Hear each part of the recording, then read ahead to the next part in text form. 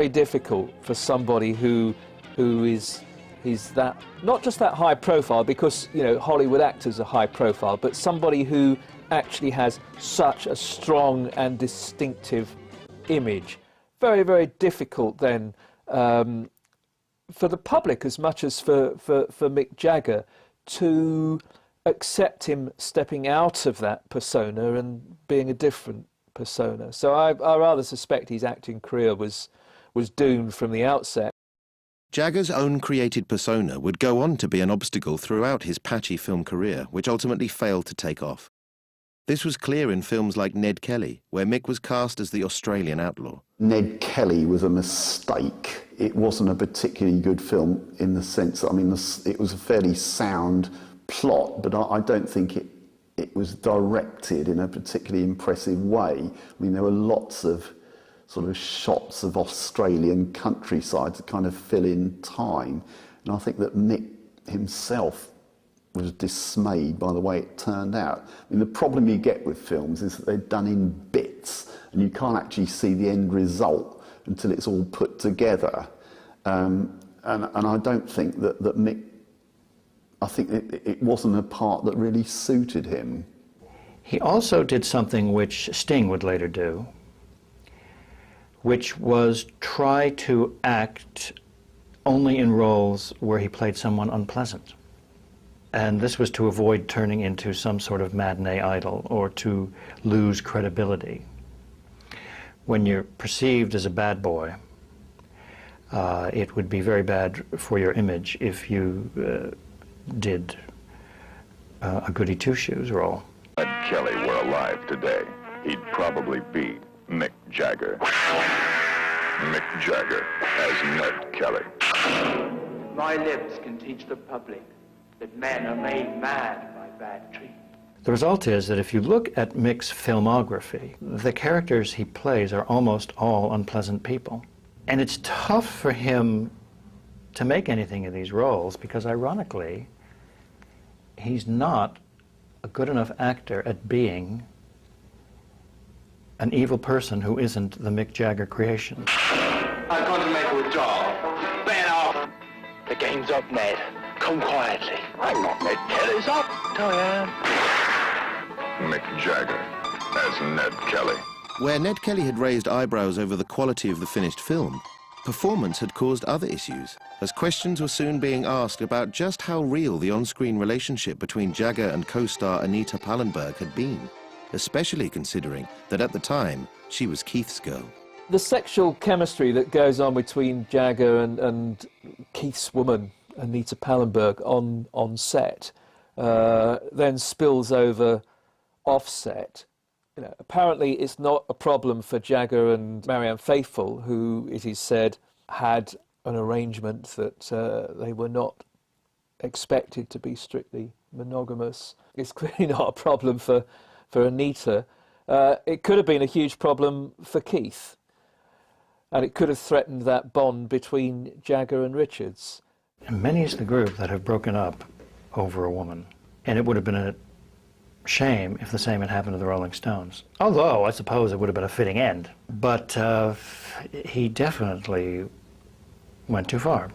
I think perhaps Richards ultimately realised that he'd stolen Anita from another bandmate anyway, Brian Jones, so arguably he was in no position to start throwing the teacups around if she was getting it on with Mick. And for that, I think you either have to thank Keith and a sense of generosity, or thank the fact that Keith was so off his face that he couldn't be bothered to walk out. It could have derailed the Stones at that point. Plus, you know, in addition to Jagger having this second career as an actor now, he's also a solo music artist as well, because he has a hit single with Memo from Turner from the soundtrack of Performance. So all of those things can threaten the Rolling Stones' existence. I don't think Mick was yet in the 60s, was ready to escape the orbit of the Stones. I mean, I think that Performance and its spin-off single, Memo to Turner, were just that. They were spin-off ventures. Mick has had his own interests more at heart than perhaps is the normal case. I mean, you have to remember that there was always a kind of like thing in the back of people's minds that we've only got 3 years, or we'll only have 4 years doing this, then we've got to do something else. We've got to become all-round entertainers or something, or we'll find ourselves in cabaret in North Shields. So going into acting might have been seen by Mick as one avenue that he could pursue after the Rolling Stones had finished their lifespan. I don't recall anyone ever thinking that Mick could make it without the Stones. And this was in an era when at Motown a lot of lead singers were starting to get lead billing, beginning with Martha and the Vandellas, became Martha Reeves and the Vandellas. You had Dinah Ross and the Supremes, Smokey Robinson and the Miracles. No one ever thought, hey, why don't we make this Mick Jagger and the Rolling Stones?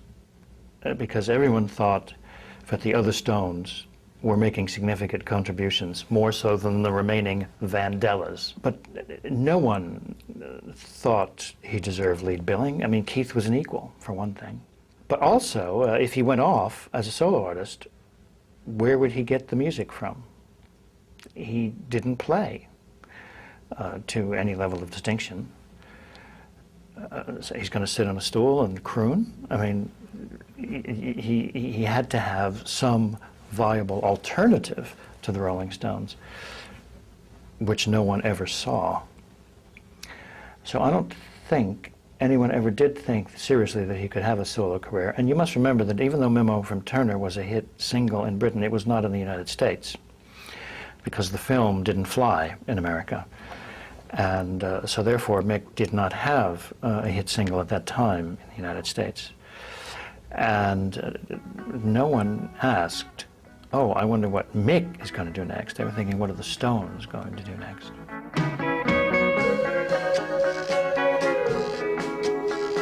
And that was a big question. By 1969, the Rolling Stones were a fractured band. Tensions between Mick and Keith, heavy drug use, and finally the tragic death of the ousted Brian Jones left them with a need to return to what they did best. With new guitarist Mick Taylor on board to finish their latest album, Let It Bleed, an American tour was scheduled, but the final show of the year at Altamont ended in murder, and many pointed the finger at Jagger for the event getting out of control.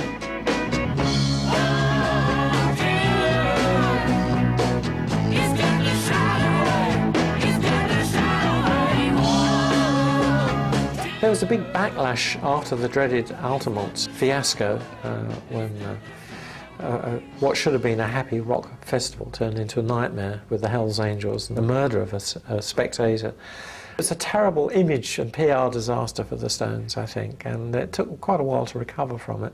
But Mick himself was unfairly blamed, I suppose, because he'd adopted this role as the devil figure, you know, this dark figure. It really was a backlash. Jagger starts playing up to this almost demonic role, you know, after he's created this scenario in a song like Sympathy for the Devil. You then get to Altamont, where they're in their caravan and refusing to go on until it gets dark. And there clearly is a theatrical intention to manipulate this image of the demonic and the dark. And, you know, you can blame the Stones for Altamont, which I'm not sure is entirely fair. I don't see, you know, obviously that wasn't Jagger's intention. We are doing a free concert in San Francisco. When? On December 6th. And the location is not Golden Gate Park, unfortunately, but it's somewhere adjacent to it, which is a bit larger. It's creating a sort of microcosmic society, you know, which it sets an example to the rest of America as to how one can behave in large gatherings. There's no way you can whitewash murder. And when murder occurs at your concert, on camera, you have to step back. The Rolling Stones can't be associated with that, or they will have to end. because what they're doing is on a theoretical level. It can't transfer to reality. But in fact, this darkness brings the best out of the band, you know, and they then go off on this sort of astonishing run of albums that remain